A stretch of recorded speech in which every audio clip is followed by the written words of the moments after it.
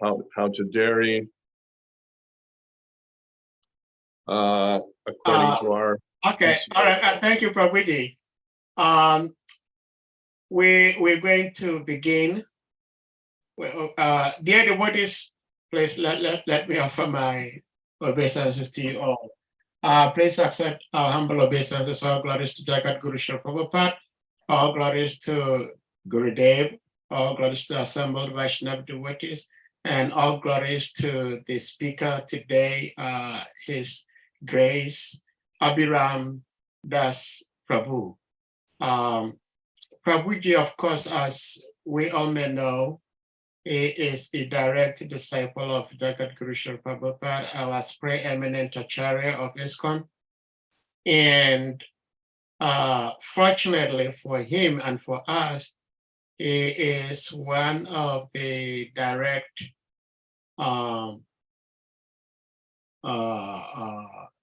disciples of Srila Prabhupada who were very, very close to Srila Prabhupada, especially during the final chapter of Srila Prabhupada's life on earth.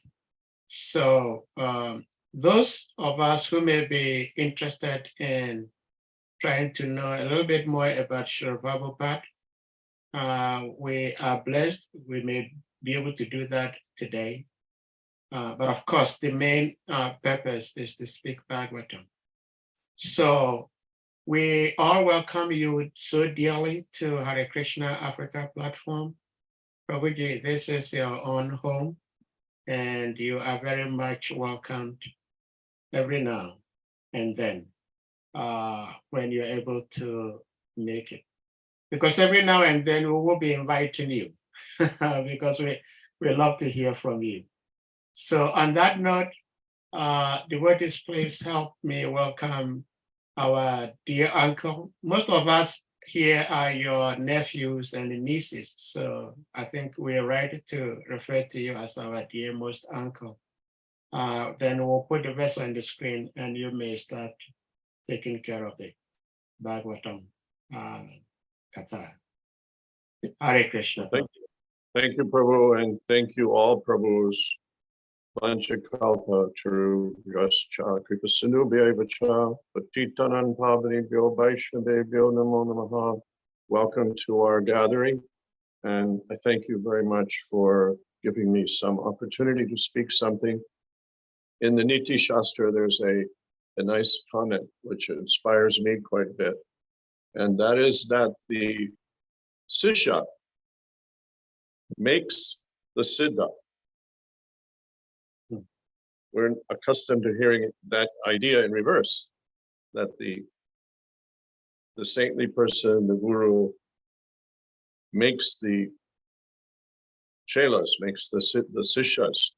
But in fact, in my case, because I'm not very advanced, by your sincerity of hearing, the Lord is, of course, eager to enlighten you and reach to you. So I become the electric wire, in this case, in between you and the Lord, and I feel that energy. So it's uplifting for me.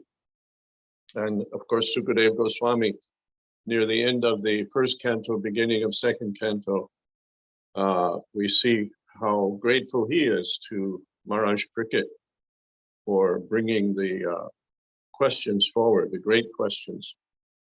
So today you've asked me to speak something on Bhagavatam, and I'm sure I'll hear things come out of me that I didn't know, because the Lord will be speaking to you. So thank you for allowing me that position. Om Namo Bhagavate Vasudevaya. Om Namo Bhagavate Vasudevaya.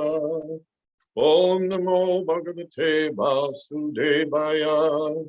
Narayanam Namaskritya Dhanam Chaiva Narottamam Devim Sarasatam Vyasam Tato Mudiraya Tato Jayam Mudiraya. We're reading in second canto, Srimad Bhagavatam. The first canto and second canto are sometimes called the right foot and left foot of the Lord. So we're beginning our meditation throughout all of Bhagavatam on the various aspects of the Lord. And that also is the subject at hand in verse number 9, which we'll begin with.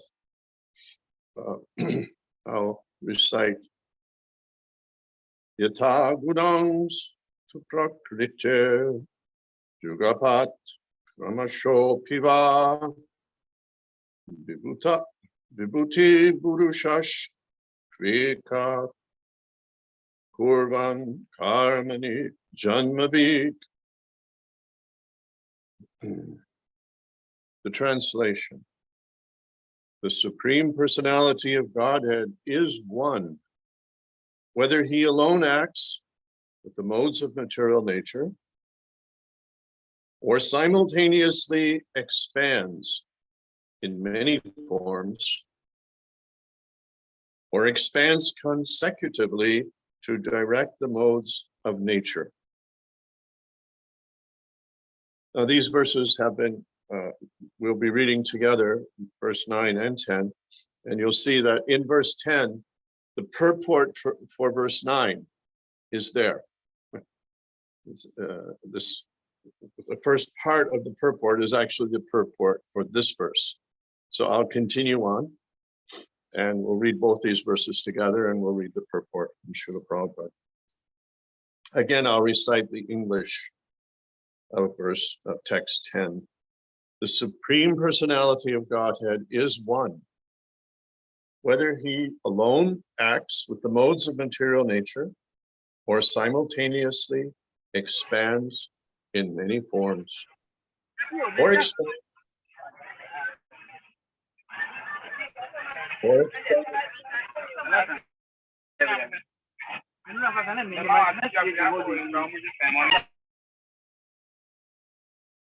there's some noise. Sorry about that, Prabhu.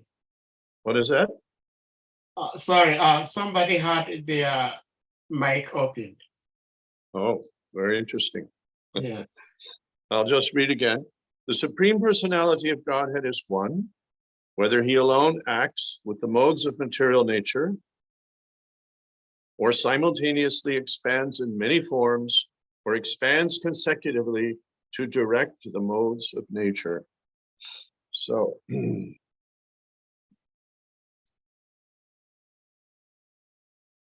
verse text 10.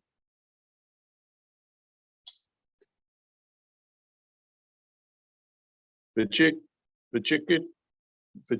chitam mitan me ravi tu bhagavan yata shabde brahmani nishnata paramims cha bhavan kalo vichikit chitam mitan me ravi tu bhagavan yata shabde brahmani nishnata Adamim's job of hung kalo. The translation, kindly clear up all of these doubtful inquiries, because you are not only vastly learned in the Vedic literatures and self-realization in transcendence, but are also a great devotee of the Lord and are therefore as good as the personality of Godhead. Again, kindly clear up all of these doubtful inquiries, because you are not only vastly learned in the Vedic literatures and self-realized in transcendence, but are also a great devotee of the Lord and are therefore as good as the personality of Godhead. The purport by Srila Prabhupada. In the Brahma Samhita, it is said that the Supreme Absolute Truth, Govinda, the personality of Godhead, although one without a second, is infallibly expanded by innumerable forms, non-different from one another. And although he is the original person, he is still ever young with permanent youthful energy. He is very difficult to know simply by learning the transcendental science of the Vedas, but he is very easily realized by his pure devotees.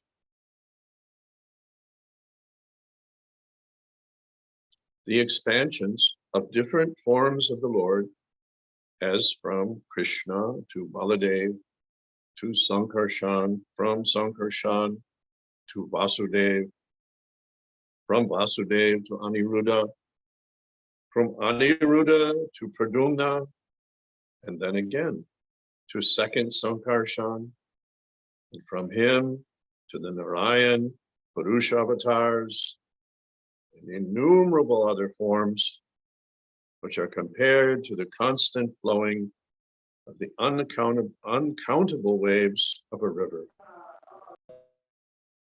are all one and the same.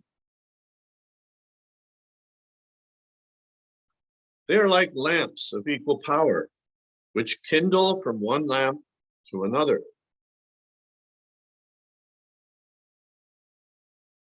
That is the transcendental pastime or potency, of the Lord. The Vedas say that he is complete, that even though the whole complete identity emanates from him, he still remains the same complete whole. Purnasya Purnam Adhaya Purnam Eva Vasishyate. As such, there is no validity in a material conception of the Lord produced by the mental speculator. Thus, he remains always a mystery, the mundane scholar, even if he is vastly learned in the Vedic literatures. Vedeshu durlabam, hadurlabam atma, sorry, my glasses, tau. Therefore, the Lord is beyond the limit of conception for mundane learned scholars, philosophers, or scientists. He is easily understandable for the pure devotee, because the Lord declares in the Bhagavad Gita that after surpassing the stage of knowledge, when one is able to be engaged in the devotional service of the Lord, then only can one know the true nature of the Lord. One cannot have any clear conception of the Lord or his holy name, form, attributes, pastimes, etc., unless one is engaged in his transcendental loving service. The statement of the Bhagavad Gita that one must first of all surrender unto the Lord, being freed from all other entanglements, engagements, means that one must become a pure, unconditional devotee of the Lord. Only then can one know him by the strength of devotional service. Maharaj Parikshit admitted in the previous verse that the Lord is inconceivable, even for the greatest learned scholars. Why then should he again request Shukadeva Goswami to clarify his insufficient knowledge about the Lord? The reason is clear. Not only was Shukadeva Goswami vastly learned in the Vedic literatures, but he was also a great self-realized soul and a powerful devotee of the Lord. A powerful devotee of the Lord is, by the grace of the Lord, more than the Lord himself. The personality of Godhead, Sri Ramchandra, attempted to bridge the Indian Ocean to reach the island of Lanka. But Sri Hanumanji, the unalloyed devotee of the personality of Godhead, could cross the ocean simply by jumping over it. The Lord is so merciful upon his pure devotee that he presents his beloved devotee as more powerful than himself. The Lord expressed himself to be able to save Durvasa Muni. although the Muni was so powerful that he could reach, the Lord expressed himself to be unable. Are we okay? Somebody had the mic on. Okay. Well, everyone's excited to participate, so that's good. So we were reading that the Lord is so merciful upon his pure devotee that he presents his beloved devotee as more powerful than himself. The Lord expressed himself to be unable to save Durvasa Muni, though the Muni was so powerful that he could reach the Lord directly under material conditions.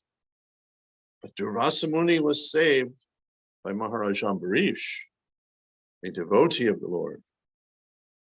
But Durvasa Muni was saved by Maharaj Ambarish, a devotee of the Lord. Therefore, not only is a devotee of the Lord more powerful than the Lord, but also worship of the devotee is considered more effective than direct worship of the Lord. Madbhakta, sorry, my glasses. Puja Badi, but Yadila. The conclusion is that the conclusion, Puja Dhyadika. yeah, I have to get a new prescription. Everything's getting a little foggy. Yeah. The conclusion is therefore that a serious devotee must first approach a spiritual master who not only is well versed in the Vedic literatures, but is also a great devotee with factual realization of the Lord and his different energies. Without the help of such a devotee, spiritual master, one cannot make progress in the transcendental science of the Lord. And a bona fide master like Srila Sukadeva Goswami does not speak about the Lord only in the matter of his internal potencies, but also explains how his associates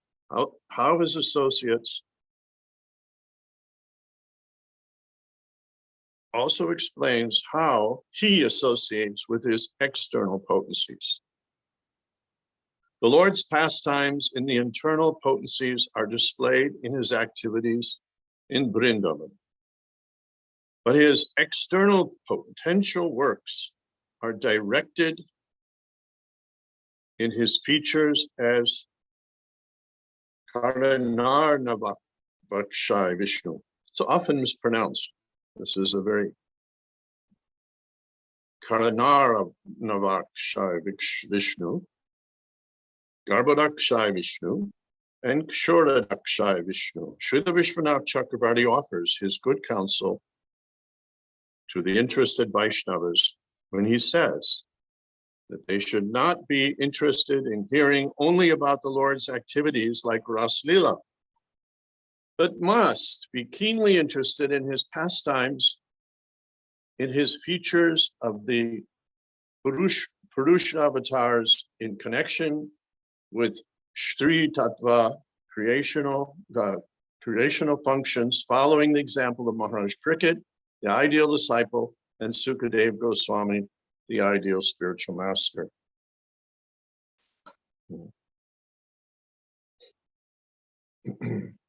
So many subjects to touch on here. Of course, the importance of the devotee and the aspiring transcendentalist to take shelter of the devotee, because the devotee is the path. He defines the path. He takes the hand of the aspiring devotee and pulls him along the path to the correct goal, enlightens him in all subjects. Srila Prabhupada once asked, what is the most important verse of 700 verses of Bhagavad Gita? And many answers were given. Sarvadharmam Parichaja becomes one of the most common, we would assume. And Prabhupada corrected. Said, no, tadvidi pranipatena, pariprashnena sevaya, upadekshanti te jnanam janinas tattvadarshинam. Taking the guru is the most important. There's a interesting story of Srila Ramanujacharya, who was an extraordinarily powerful preacher in his time. He had millions of disciples in South India, and we still, of course, see the impacts of Sri Ramanujacharya. The Sri Vaishnava line is still very, very powerful and quite well maintained, especially in South India, but even in North India. So Ramanujacharya was visiting a temple near the coast of Karnataka, where there was a Gopal deity. And Gopal spoke to him from the altar. And he said, how is it that you can convert so many people to my worship? Even I cannot do that. I've taken so much effort. I've spoken Bhagavad Gita. I've displayed so many pastimes, but you are so more effective than me. Ramanuja answered, well, you're sitting up there so high. How can anyone relate to you? And Gopal said, well, please teach me this art. So he said, well, first you have to come down and sit here. I'll teach you how to preach. And to this day, the deity is displayed with Ramanuja up as guru and Gopal sitting taking lessons. So the Jiva Goswami, he mentions that of all the tattvas of the Lord, Shiva tattva and Guru tattva are the most mysterious, most difficult to comprehend. Of course, all of the tattvas of the Lord are inconceivable, but these are especially unique. But in every pastime of the Lord, in every one of his manifestations, so many devotees are there. Unlimited trillions and zillions of devotees are there, from holding his feet as grass to adoring him with tear-filled eyes as cows, to directly playing games with him, trees to shade him, birds to sing for him, flowers to give fragrances to him, bees to buzz around his face and beautify him, jewelry to adorn him. Every one of these are devotees of the Lord, participating in that pastime to glorify him and to increase his enjoyment. He is the center of enjoyment. And we enjoy when we're in these enjoyment pastimes with the Lord, when the relationship is correct. You know? Krishna consciousness simply is about getting relationships correct. All happiness, all meaning, our very purpose, which animates us, is to have relationships. But we've lost the way, how to have relationships, with whom to have relationships, with the devotees of the Lord, who constitute the vast, vast majority of reality. We are a tiny little lost group here in this dark world. The devotees of the Lord are all in relationship with the Lord in all of his different pastimes, including his pastime from Sankarshan, from Balaram, from Sankarshan, through Lord Nityananda as Guru. All those devotees who are in that pastime, they're assisting the Lord to guide us. So they're also Guru. Ultimately, Krishna is Guru. They're also Guru. And in Krishna's mind, I've just given this story of Ramanujacharya, where the Lord was amazed at Ramanujacharya's power, that he felt he had to take lessons from Ramanujacharya, how to be Guru, because he felt he was better than him. So this is the play back and forth between the devotees and the Lord. So this is one aspect. Now, Prithikat Maharaj was perfectly qualified. He saw the Lord in the womb of Uttara. When the Brahmastra weapon was thrown at him, the Lord personally came and shielded him from the heat and the destructive force of the nuclear weapon that was thrown at the womb. He had the direct darshan of the Lord. Who can have the direct darshan of the Lord? Who can have it? Except the most qualified devotee. So Maharaj Parikshit, we should understand, already had achieved all perfection. Yet he was so eager to hear from Shukdev Goswami. And he gives the reasons why, because Shukdev Goswami was fully qualified. He had transcendental knowledge. He was completely freed from all material connectivity. And he was a devotee of the Lord. So the Lord has unlimited characteristics, and they are, each time we revisit them, relishable unlimitedly. They're always enlightening, just like we see in our own small little minds every time we revisit the Bhagavatam or Bhagavad Gita. It speaks fresh, it speaks anew, because the Lord is ever fresh. He's never the same. Even his color is not the same from moment to moment. The color himself is living force. Everything about Krishna is living consciousness. So all of his moods, he has unlimited moods with so many sweet flavors and spices and sweeteners. And these rasas are his, he swims in this world of ras. And he's ever fresh. He's never the same. Therefore, an Antasesha with his thousands of hoods, or sometimes it's said millions of hoods, all speaking at the same time, different pastimes, different characteristics, describing the qualities and the glories of the Lord, cannot even reach 1%. Because as soon as he starts to describe the Lord has already transformed and gone more fresh, created new and more exciting forms. But the devotee is not only interested in the intimate rasa dance, he wants to know everything about the Lord. If we become focused on only one aspect of the Lord,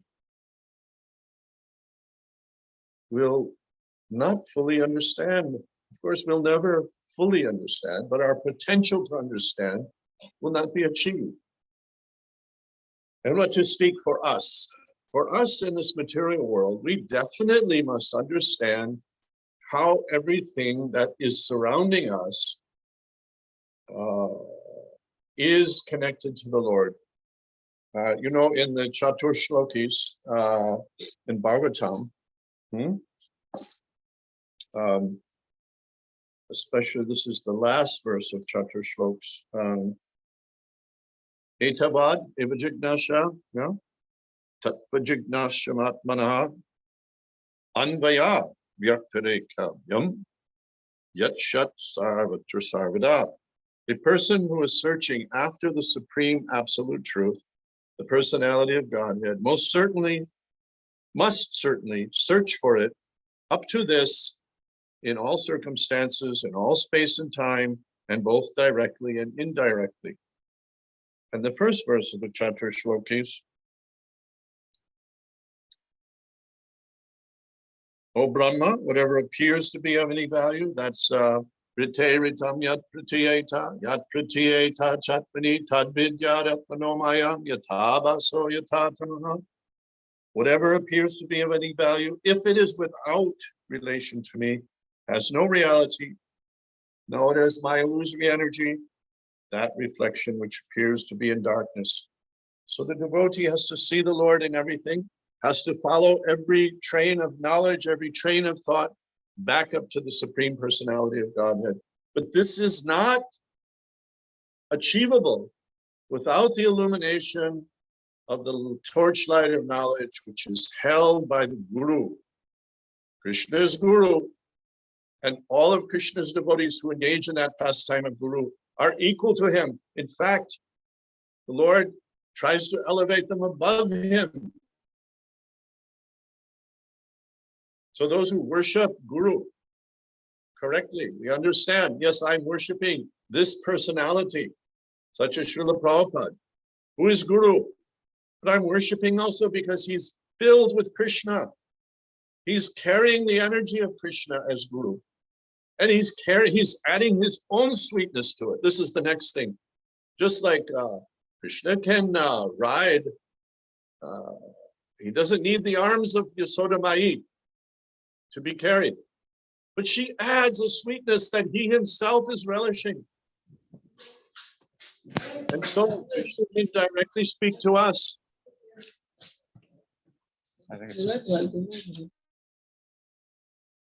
He has that power.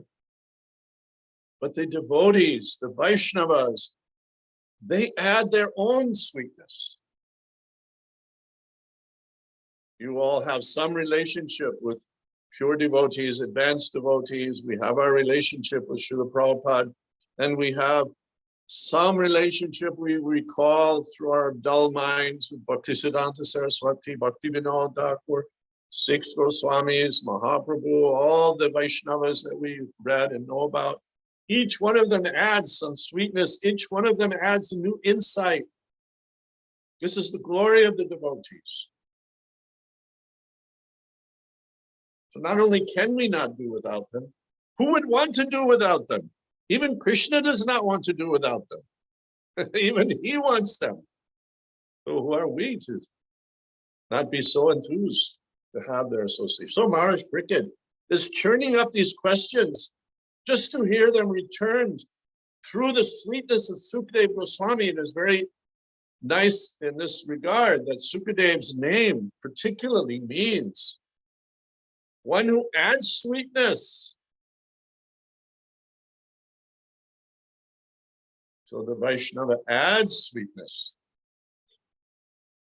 The Lord himself, he simply declares so much knowledge, so much reasons through Arjuna on the battlefield of why we should surrender, how we should surrender, and finally instructs Sarvadharma Parityajya.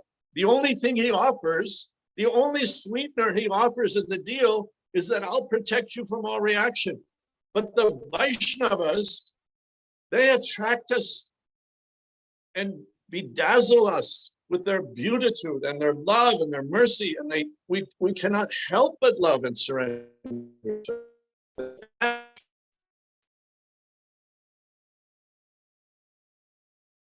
Therefore, at this time, when Gopal deity spoke to him and said, how can you be so successful? There's a guru. I'm not even so successful. What did Sri Ramanuja? He said, well, because you're standing up there like such a big man. He said, come down here. I'll teach you how to preach. And so Gopal came and learned from Ramanujacharya. He was enjoying the greatness of Ramanujacharya.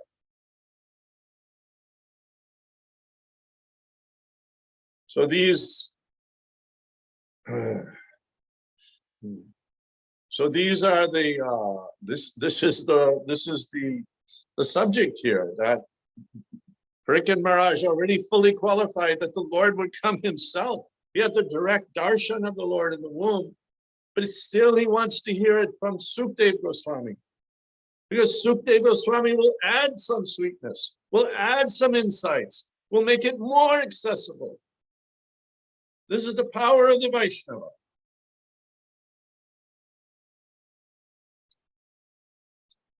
Therefore, tadvidi pranipatena.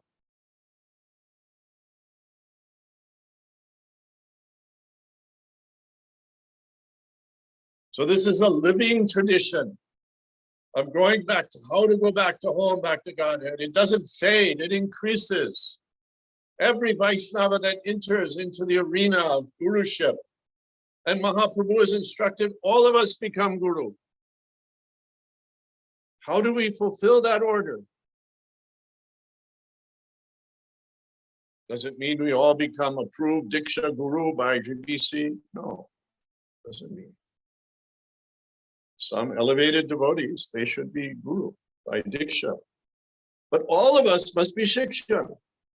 That's the main bulk of devotees, must be Shiksha Guru. That means you take others under your shelter. You encourage them, you love them. Like your own children, you care for them. and you make a permanent commitment to their spiritual life so long as they want your help, and you close the back door, you have no more back door. As soon as you accept somebody under you, sit on that Vyasasan, or someone touches your feet, if you betray that trust by falling down, it's 1,000 times sinful. So we get forced to commit. The younger devotees get encouraged. The whole business goes up. That's the meaning. Mahaprabhu tells it. All of you become guru. So this is the role of a devotee. Every man, woman, and child, Srila Prabhupada used to have great fun having Shamsundar's daughter, Saraswati, speak in front of big men. He would say, who is Krishna? And she would say, he is the Supreme Personality of God. And she was 3-4 years old. She became guru at that moment. Mother is the first guru. Every one of you, ladies who are there, first gurus to your children.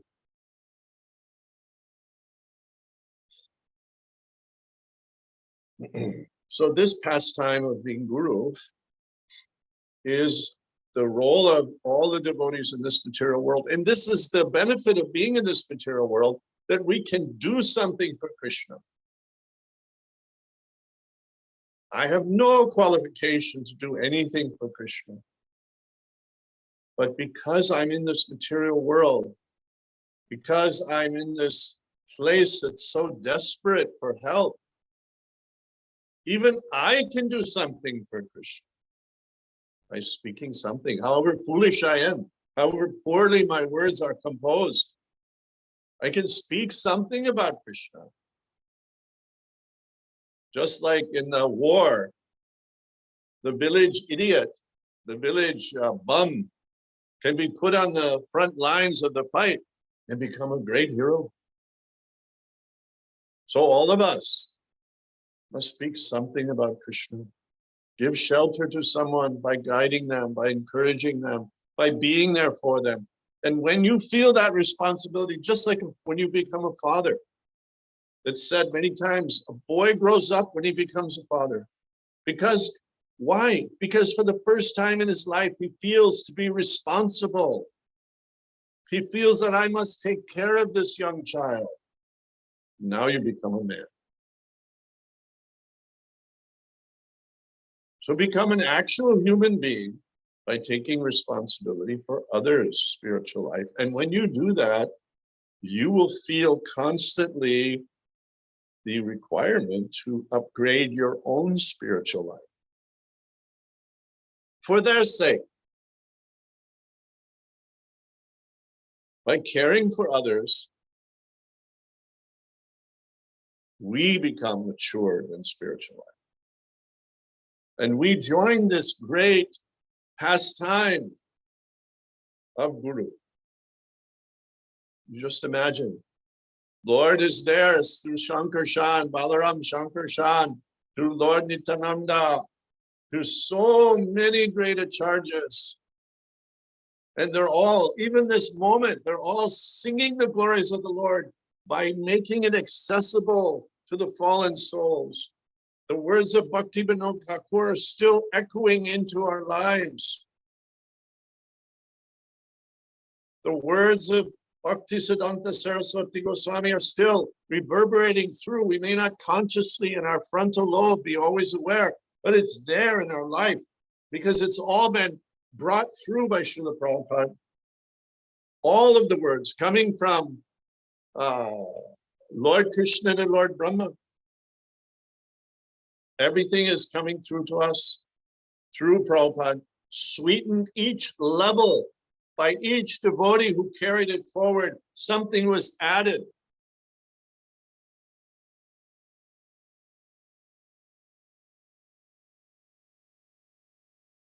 This is a positive, uplifting mode of life, to give more what you receive. And Prabhupada has given so much more, and it keeps being added to by so many devotees. So you join that. This is the meaning of being a devotee in the ISKCON movement. Preaching. And when you preach, you will hear things come out of your mouth that even you didn't know. Because it's the energy coming from, the mercy energy coming from the Lord through all these devotees. When you agree to be the carrier, to be the mailman, it comes through you. And you're the mailman standing there, giving to the person. He's opening the letter in front of you. You're also getting the information. Wow, what a nice message is coming to you. So sometimes it's said that the siddha, or the saintly person, is made by the sishya. He's made by the sincerity of his followers, because they're pulling on him like a child. Like the child comes to you and says, Papa, Mama, please give me something. And your heart melts. And you become a better person because now I want to give to somebody else. So you become a better devotee when someone is inquiring through you. So simply perfect yourself as much as possible to inspire others to come to you, to inspire others to want to hear from you. And then you'll get the nectar. You'll get the nectar of Krishna and the whole parampara talking to them. It's like a mailman. He puts his mailman suit on and he shows up in the morning, takes his bag of mail. Now he gets the nectar to deliver some good news. But if there wasn't someone sending the mail, and there wasn't somebody at the address to receive the mail, what work does he have to do? Nothing.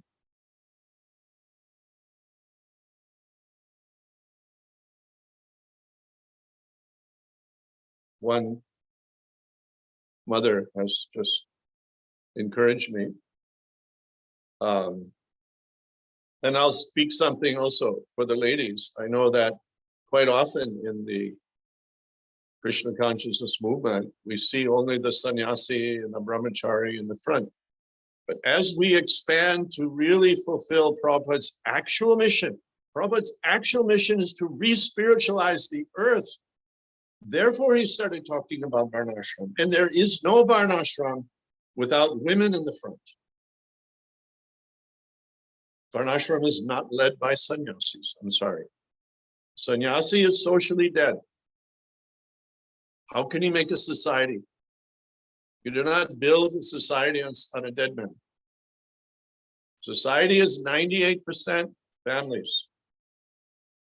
And if we're going to re-spiritualize the whole world, and if we're going to actually establish varnashram where everybody gets engaged, families must be at the forefront. And who is the forefront of a family? The mother. The hand that rocks the cradle rules the world. So this is now we say the other 50% of Prabhupada's mission. It's not the second mission. It is the mission. It's the half that has not been manifested yet.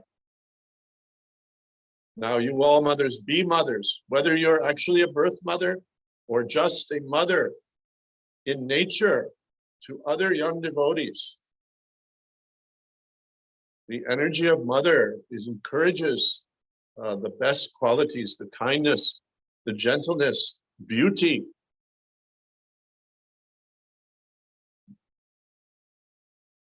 Krishna's prime unique quality above all other expansions is beauty.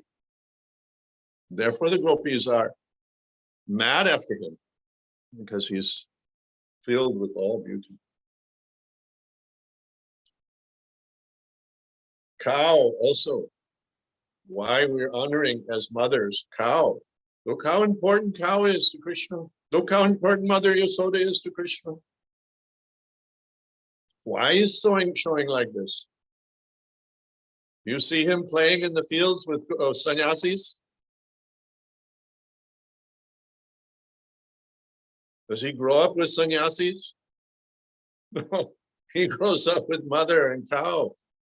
So many mothers are there, so many gopis.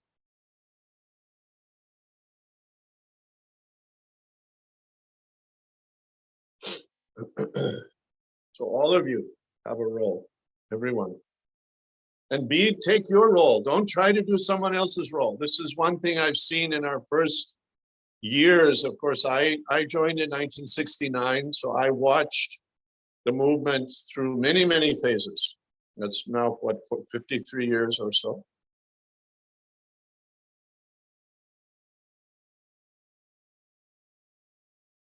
And I saw that everyone was trying to be a sannyasi. And it destroyed the family. And the real problem is it destroyed the children. And if you don't have generations of children coming up to carry forward what you've begun, then you will become extinct. You will fail. No social revolution can survive if the children do not grow with the same enthusiasm and take it further, because they've had a chance to be more deeply learned in it. And they can stand on the shoulders of what we've done. But if every time we're starting fresh with new devotees who are not born with Garbhadam Samskar, who are not trained properly as children, we'll go nowhere. We'll just be a nostalgic throwback to the hippie days, which I've seen. When I was doing Harinam in New York City for some years recently, I saw that people thought we were cute. A nice reminder of the hippie days. They didn't take us seriously. Even our youth do not take us seriously. This is a great lacuna, a failure. So it's the mother has to step forward now and protect the society for the future. You're the guardians of the future. Your instinct as mother are for protecting, for nurturing. Take that forward. That's your role as guru. That is guru. Do you know that the proper etiquette in Vedic system for sannyasi, when someone becomes sannyasi, he's taking the role as a guru. He's declaring himself as a guru. Society requires this. But in his etiquettes, he should bow to no one because he's guru. Except his mother, not his father, not his grandfather, the actual etiquette. He doesn't bow. He pranams. He doesn't bow. But he always bows to his mother because she is his first guru. As Mahaprabhu told, Mother, you gave me this body, it belongs to you.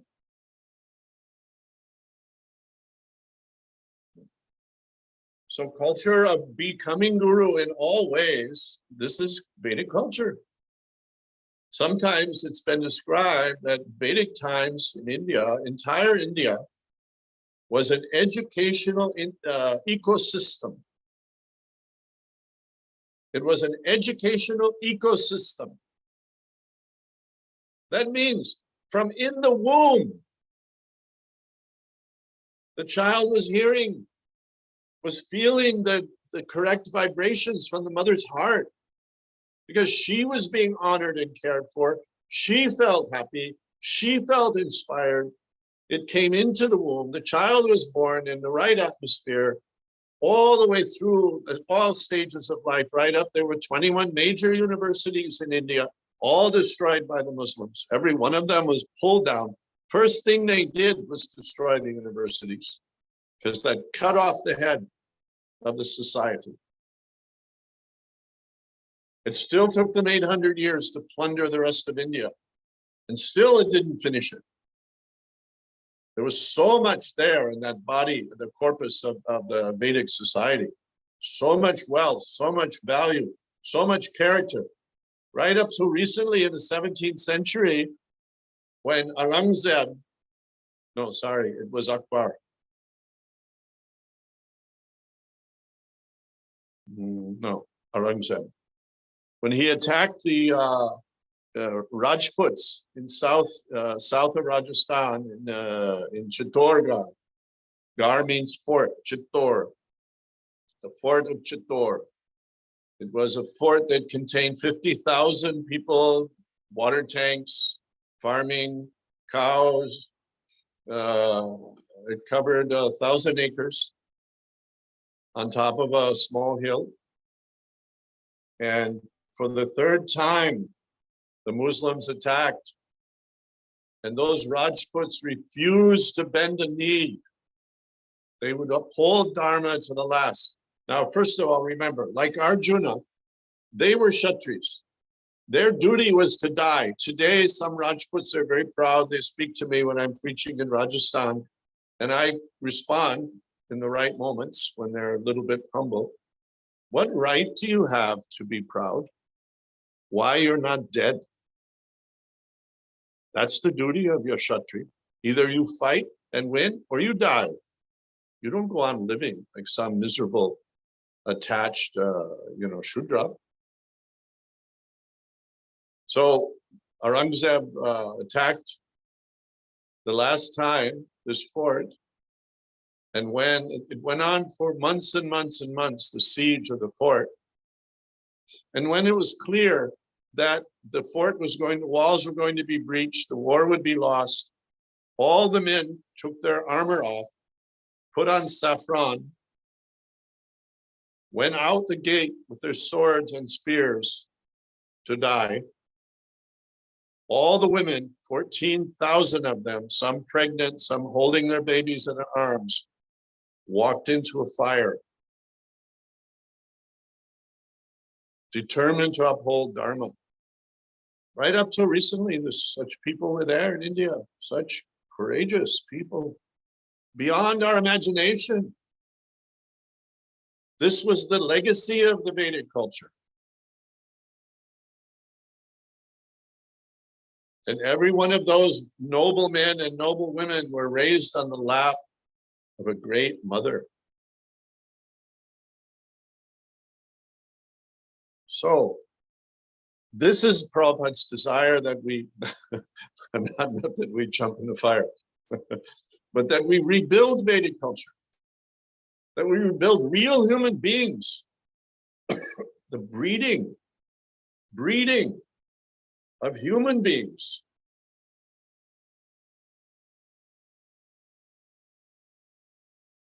Cultivating them. Somehow we have to return, we have to take our maintenance away from the Ugra Karma.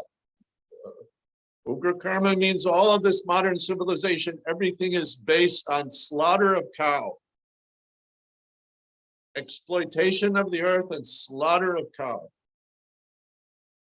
We have to shift our economic base to Mother Nature. Mother Nature. Therefore, Mother Earth is one of the mothers, one of the 7 mothers. Mother Earth, Mother Cow, our own mother, and all other ladies who are like mother to us. Sometimes brahmacharis, when I had my ashrams or my preaching buses, they would say, but do I have to call little girl mother also? And I'd say, someday she'll be someone's mother. And it's the most honored role. It means she's guru. She's one of the gurus. So who would be offended to be called mother? It's like calling Swamiji to a man. It's a respect. Calling him Maharaj. Maharaj doesn't only title for a sannyasi. Any great man is called Maharaj. Even Swamiji in India and old culture wasn't just for sannyasis. Of course, sannyasi, real sannyasi, is a great man. He deserves those titles, but it wasn't exclusive to that. So being called mother, that's a great honor.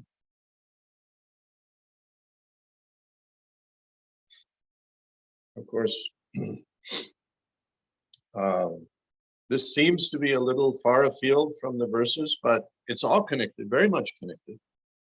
Because Maharaj Prickett here is demonstrating his enthusiasm to learn more about Krishna. This was the entire Vedic culture, was to learn about Krishna, to celebrate Krishna, to depend on Krishna. This is the meaning of our ashram. We join with a community of devotees of Krishna. We work with Mother Earth, with Mother Cow, to survive in our bodies, the gift that Krishna has given us as a human body. And we work with other devotees to nurture this body in a spirit of ashram, in a spirit of course, devotees are very concerned to say Daivi Varnashram, but actually Varnashram means Daivi. It means going towards God. So this is the evolution. We have to go forward. We must go forward, or our movement will die.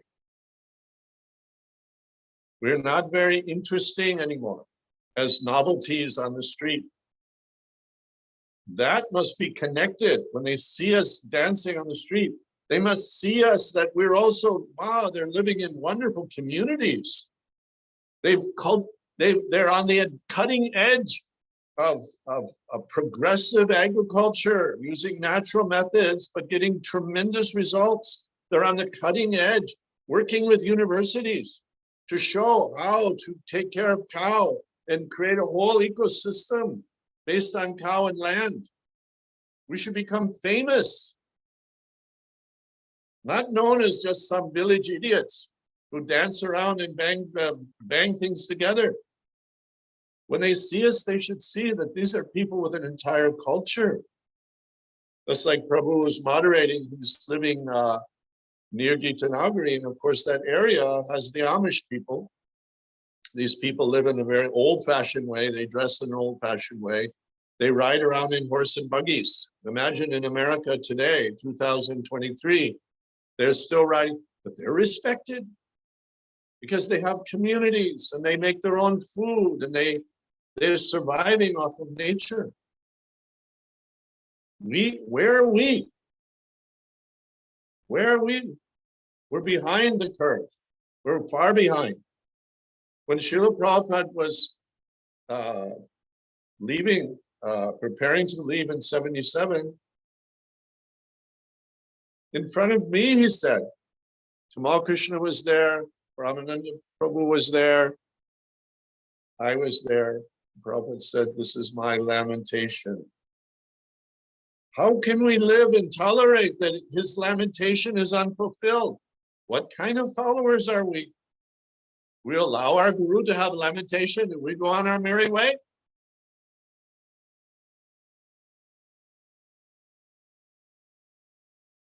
This lamentation defines our duty.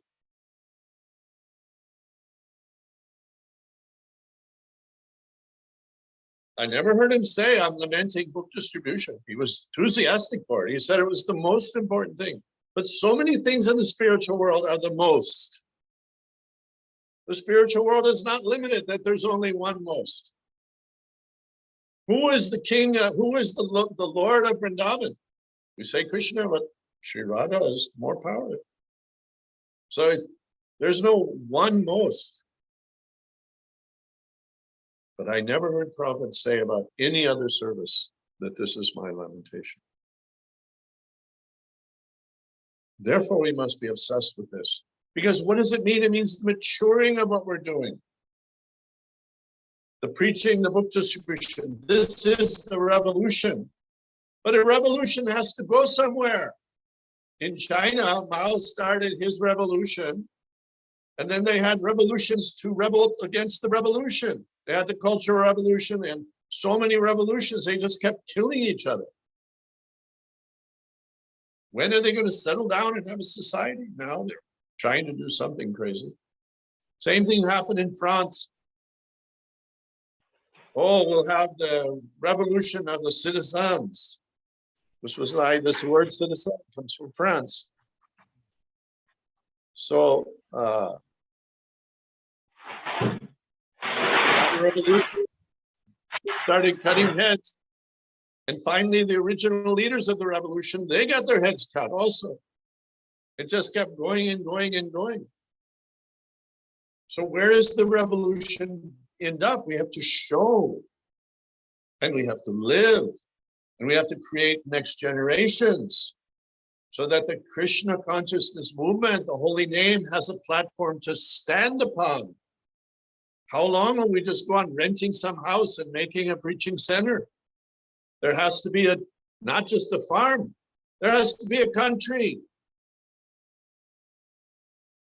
If we had actually taken Srila Prabhupada's energy, determination, and momentum that he gave us up to 1977, if we had carried it forward through its natural trajectory, today the President of the United States would be wearing kunti mala and tilak.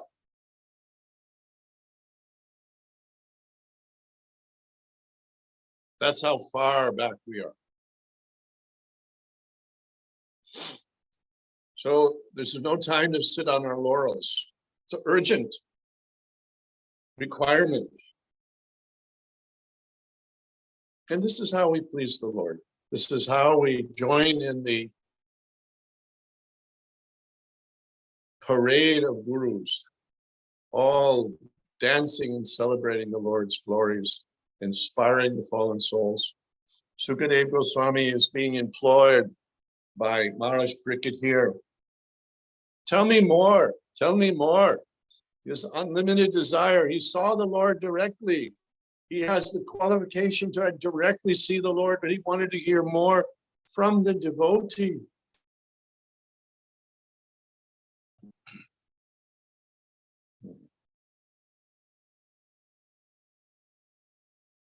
So I think I don't know if I've spoken too long or spoken too much. I'm sure I've spoken some things incorrectly, but perhaps there may be questions or two, or maybe someone will correct me and guide me better.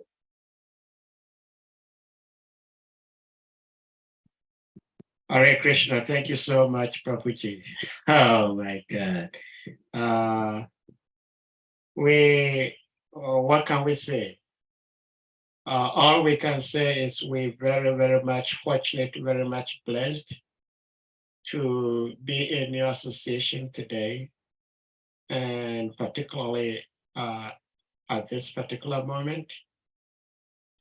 And I like to speculate, and my speculation today is that I pretty much believe that you did not plan speaking the way you spoke, but as you were speaking, just like you said initially, which I have witnessed it myself a few times, when I went out preaching, some questions were asked that when the questions were being asked, I had no idea what the answer would be. But just before the questioner ended his questioning, the answer out of nowhere came.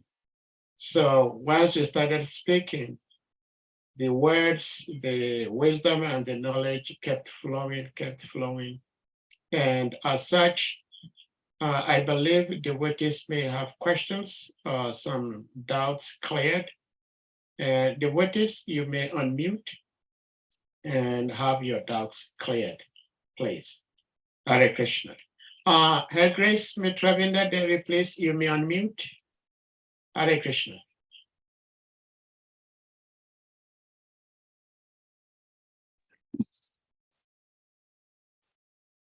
Hello? Yes, Hare Krishna, we Hare- can hear you. I do apologize sometimes. Mitravinda Devi, your connection is My audio goes in and out. I wanted to first of all, yes. Can you hear me now? Yeah, we Can you can hear me hear you now. Yes. I want to first of all thank Abhiram Prabhu for speaking today and for his wonderful insight and inspiration. My question regards relations. How we have book distribution, we have preaching, so many ways that we help others connect. would you please speak on relationships, internal relationships, that would also catapult us forward in society as a model to be desired, and how we can improve that for women, for children, for families, because there's so much quarrel and abuse and everything outside, and in ways we have it also internally.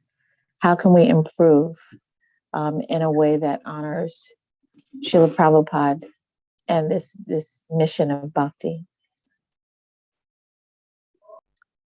This is a, am I on? Is my Yes. voice coming? Yes. This is such an important question. It's an extremely intelligent question because it deals with the exact crisis that we're living in. All of the demoniac forces are acting to divide us. In fact, there are specific philosophers, Saul Alinsky, Karl Popper. These are basically disciples of Karl Marx in different ways, or extensions out of Karl Marx. And they are leading, just like George Soros, he's a disciple of Karl Popper. Hillary Clinton is a direct disciple of Saul Alinsky. Also Obama. They're all following. They don't realize what the meaning of their philosophies they're following are, but they're intentionally attacking the cohesiveness of the social body. Whatever is left, it's already been ravaged by so many other things and so many other bogus philosophies. But now they're directly attacking relationships between races, relationships between genders, even relationships between children and parents. All relationships are being disturbed and torn apart on purpose. Now it's directly intentional. So we have to make an extra effort. I have done many years of preaching in the West, and now I've lived almost 30 years in India. And I have a small following in Rajasthan, and they're all traditional families. One family I'll describe to you, it's very ideal. So the granny and grandfather, so the granny is she's the lord of the whole family. She's Queen Kunti. Tila, Kuntimala, Gornitai, Kirtan, churning butter. In the house, she has two sons who are loyal to each other like the Pandavas. Each of those sons has a wife. Those wives and the granny are like a girls' club. They're always together. They're so happy.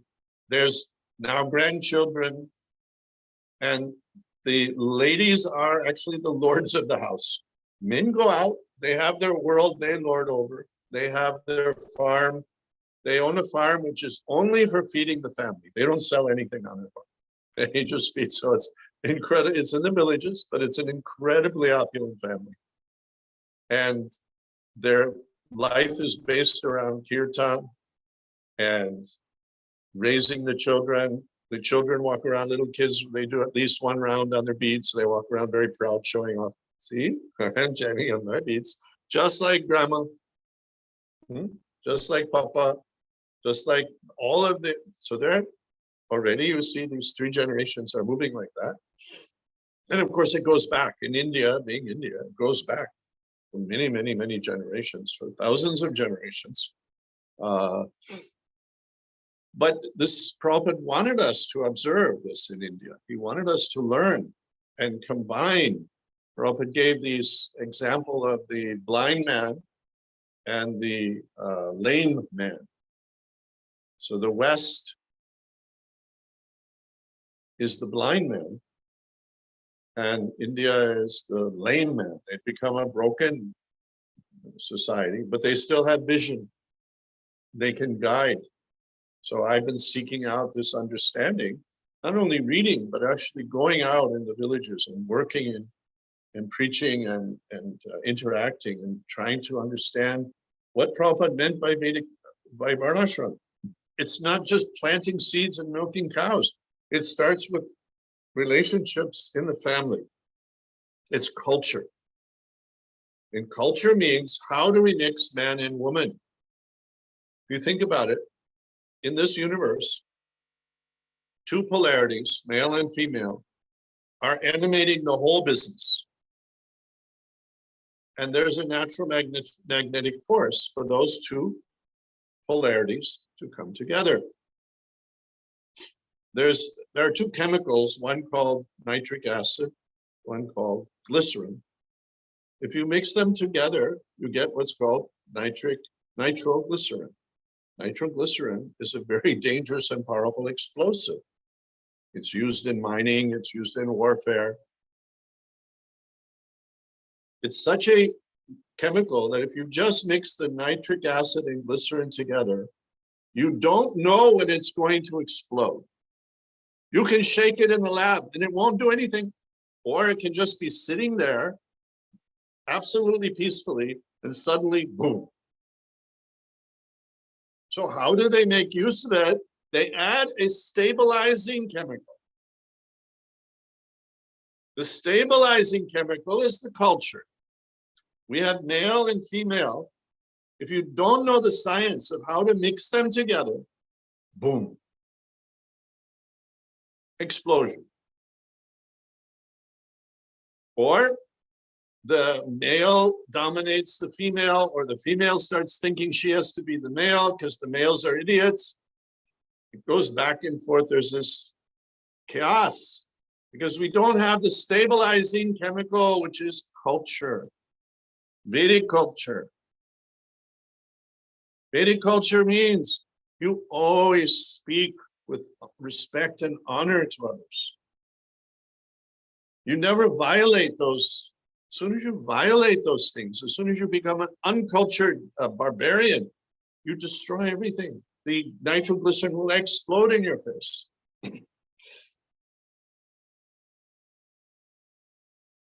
Of course, it means that a woman should want to be a woman, should want to do her dharma, the dharma that God gave her.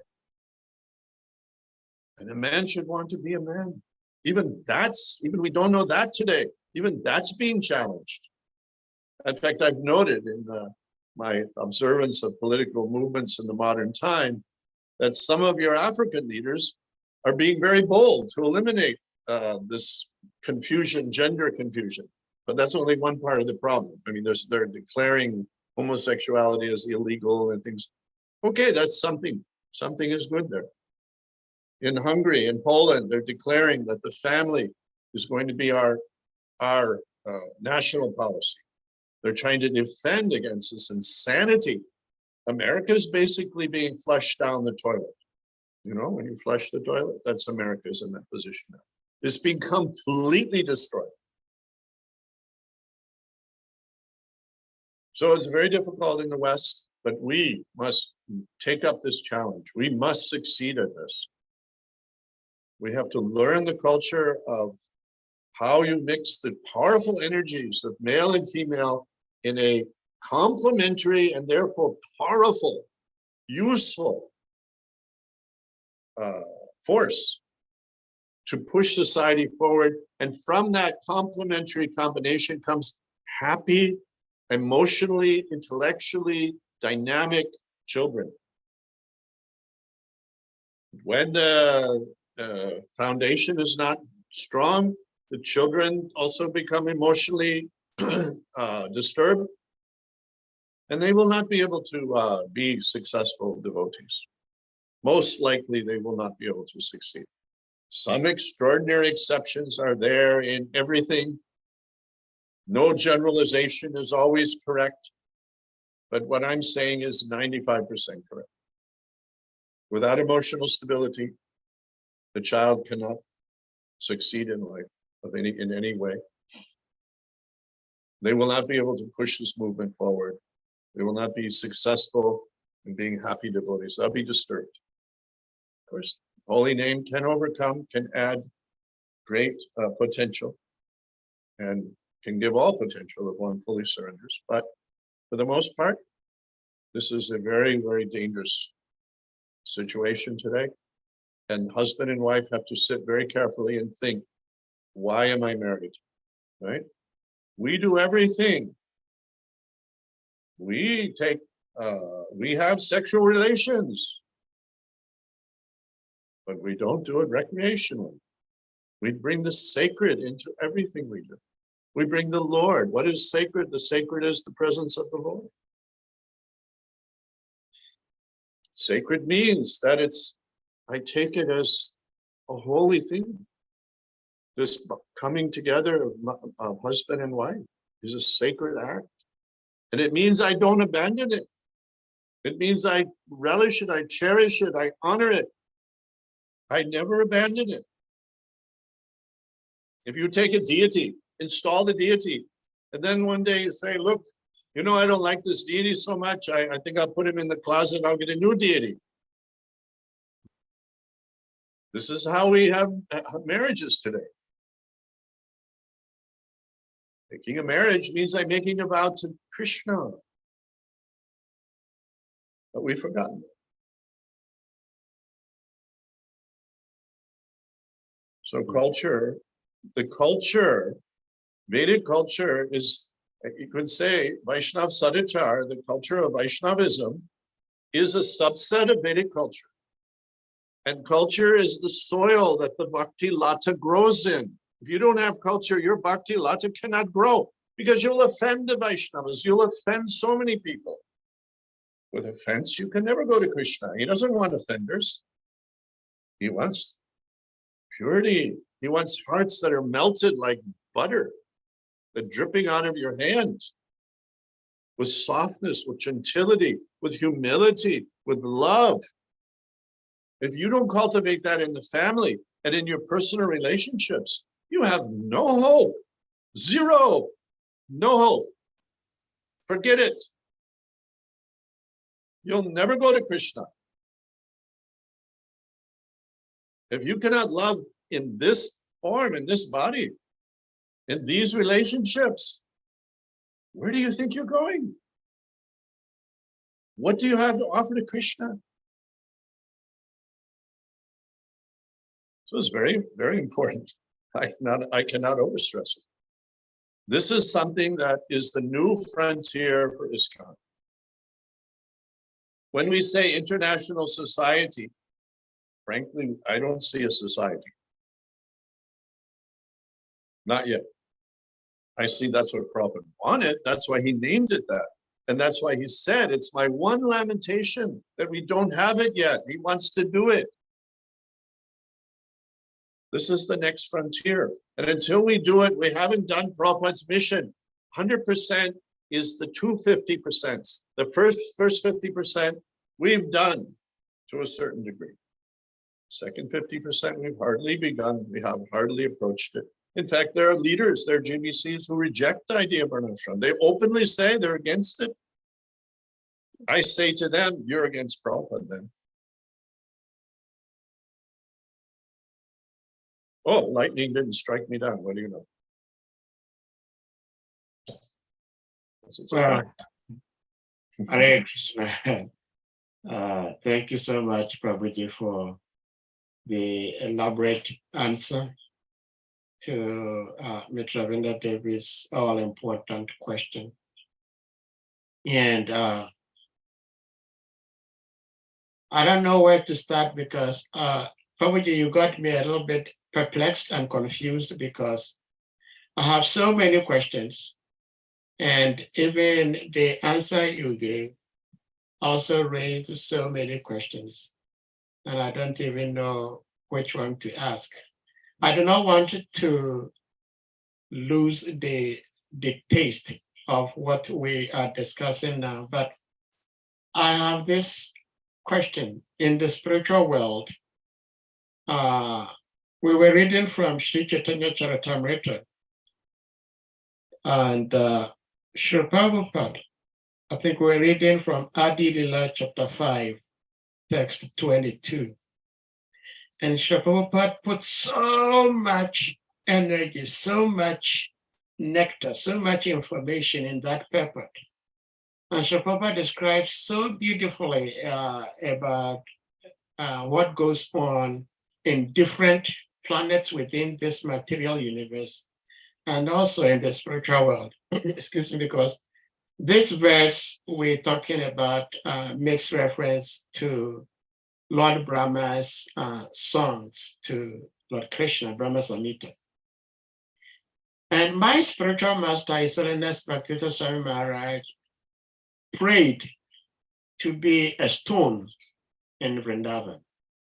And at the time when he made this prayer, I was wondering to myself, why is my Gurudev praying to be a stone? He should be a person. Then later on, I realized that everything in the spiritual world is a person. So my question is coming from this angle.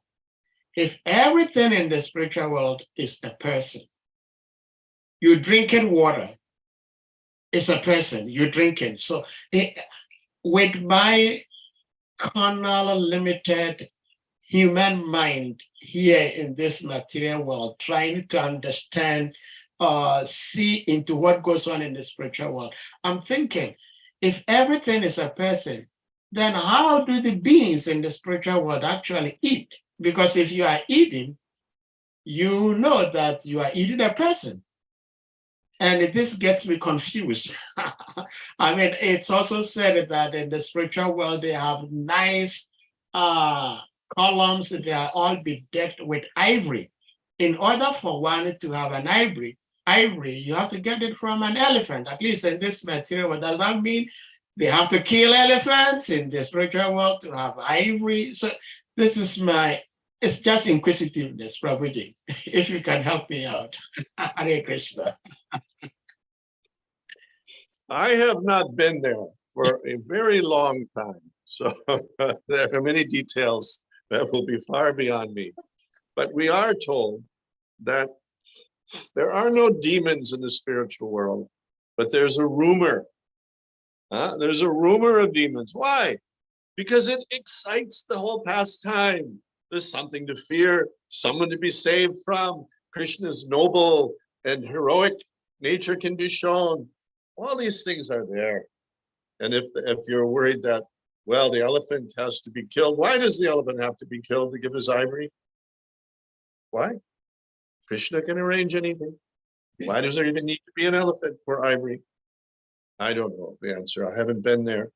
But it's a place of all of these negativities are absent. Everything is a positivity. Yeah. And everything is just this great celebration, like a choir singing. The whole spiritual world is just full of song and glorification of the Lord. And the stone that your Guruji prayed to be is waiting, praying in separation. When will the Lord's devotees, when will the gopas, the gopis step on me? Amen. And my whole existence will be perfect. Because as they step on me, I'll massage their lotus feet with my round curve of my stone. Everything is in the positive form in that spiritual world. Even the demons are there as a sense of demons to stimulate a little fear, a little heroism. So all of the positives become resolved, all of the negatives become resolved in Krishna and in Krishna's world. And I'll remind, for the sake of all of your enjoyment, that when I was sitting with Prabhupada in 77 in Vrindavan, massaging, Brahmananda asked Prabhupada, will we be with you in the spiritual world? And Prabhupada said, when we go to Krishna Loka. So first he said, we're going to Krishna Loka. Well, that's the purport. The residents of Vaikuntha, the other planets in the spiritual world, the residents of Vaikuntha will fly over in their flower airplanes, and they will look down and they will say, oh, look at the nice guru and his disciples. So we'll be eternally in that spiritual world. even as a stone, we're still there with our Guruji. Ultimately, Guru will tell us what form, what seva. If we all become just a part of a lawn that the Lord and his gopis will dance upon, what a glorious eternal life, just to wait for their lotus feet to softly caress us, to stand on our heads. So we'll be there with Prabhupada and with Prabhupada's, all of your Gurujis who go back to that spiritual world. They'll be in that family, they'll be in that assembly. If you were born as a Rockefeller and you have your driver's license, you're showing to somebody, some official, I'm a Rockefeller. They don't ask, are you great-grandfather, great-grandson, great-granddaughter, great-great-granddaughter? Nobody gives a damn. You're a Rockefeller. Good enough. So you're Prabhupada's follower. Then all of those senior devotees between you and him, they're all that part of that same family.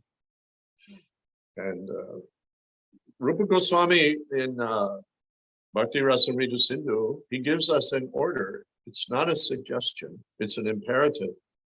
He says, have firm faith that someday Krishna will save me, even me, Abhiram. I have to have that firm faith, even though it looks so impossible, so ridiculous, that I could ever be freed. But I must have firm faith that someday Krishna will save me. So all of us will be saved. And it will be just a moment from now. Just a moment. Nothing more. Thank you so much, Prabhuji. We are hopeful beings, and the way and the manner, the spirit in which you've spoken today gives us so much hope to forge on in our devotional pursuit, no matter what. But just as you were saying, there are a few challenges, which is not unusual, that our society faces. And one of such, I do not want to be personal, but in general, what we are learning, like you beautifully described, Maharaj Parikshit, he had the vision of the Supreme Lord in his mother's womb. So he was already a pure devotee even before he was born. And he was born and became an emperor. He still was self-realized, but he took the position of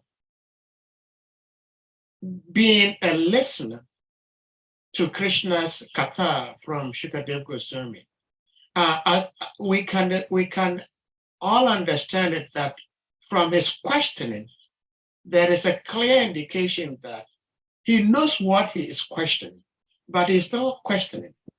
And and Shukadev Goswami also acted as if Maharaj Parikshit didn't know he had to teach him.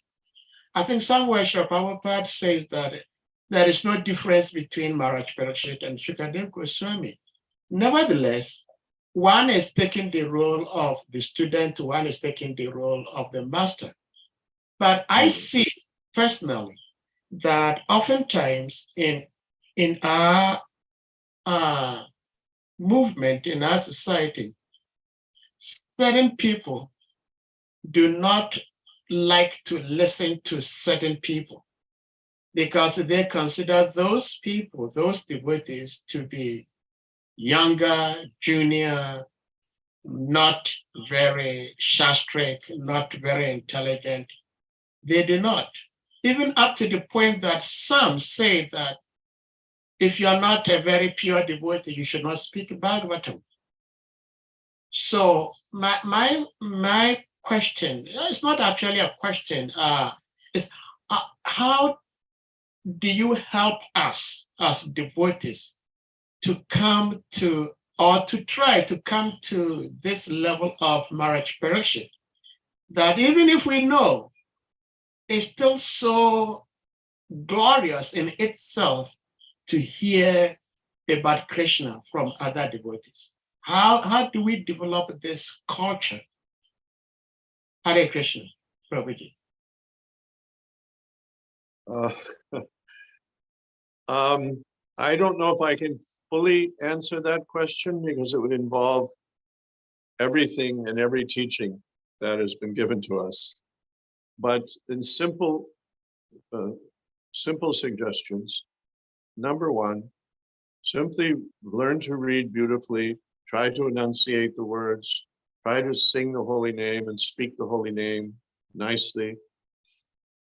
Develop a concern for others by simply begin thinking like that. Simply begin seeing the concern that Prabhupada had for us, the concern that so many acharyas had for us. That will infect us with that spirit. When that spirit of compassion and enthusiasm to help others develops, Krishna will help us. One other very important thing is what clouds our life through, especially through youth, is improper sex desire, being very frank. To conquer that desire, of course, it involves conquering the tongue, speaking stupidly, nonsense, eating. We eat nice food, but we don't eat recreationally. We eat with Krishna in our life. Similarly, when sex can be controlled somewhat by marriage, by properly bringing the sacred, that I'm doing this to bring Krishna conscious children in the world. I'm going to take this responsibility as a life vow. I have no back door. Not only I've locked it, I've boarded it up. I can't go backwards. As soon as you have a back door, as soon as you think, oh, this idiot husband, I'm going to leave, oh, this idiot wife, I'm going to find someone, but then you're engaged in illicit sex. And that's the destroyer of everything. It destroys everything. So it's a very difficult challenge.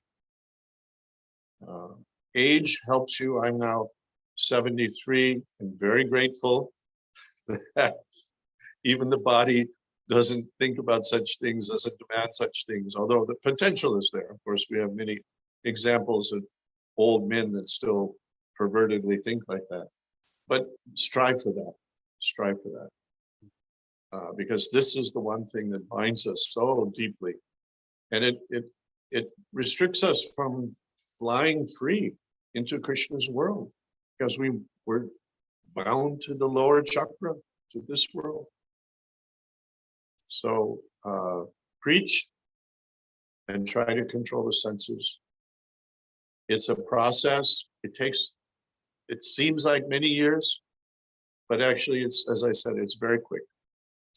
I once did a simple mathematical calculation of Lord Brahma's time and our time as a comparison. And I calculated that Lord Brahma blinks his eye. In our time, 60,000 years pass. 60,000 years. That's about 800 human lifetimes.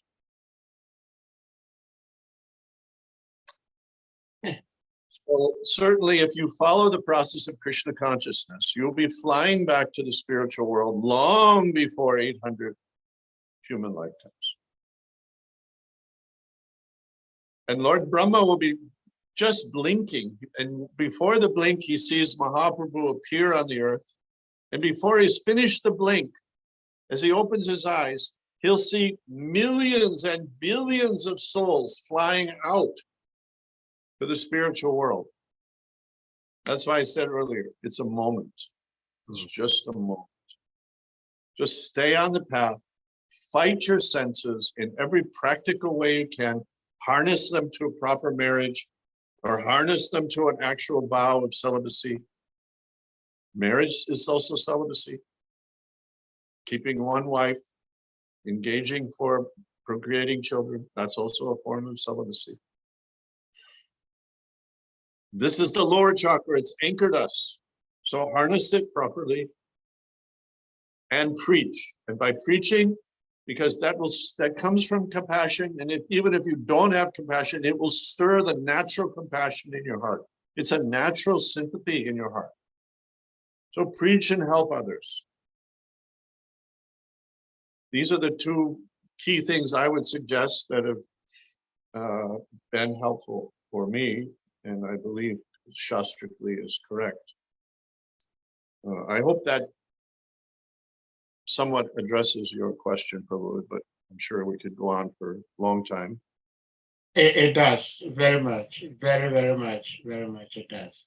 Thank you so much. Dear devotees, if anyone has something to say, you may do that before Prabhuji leaves for today.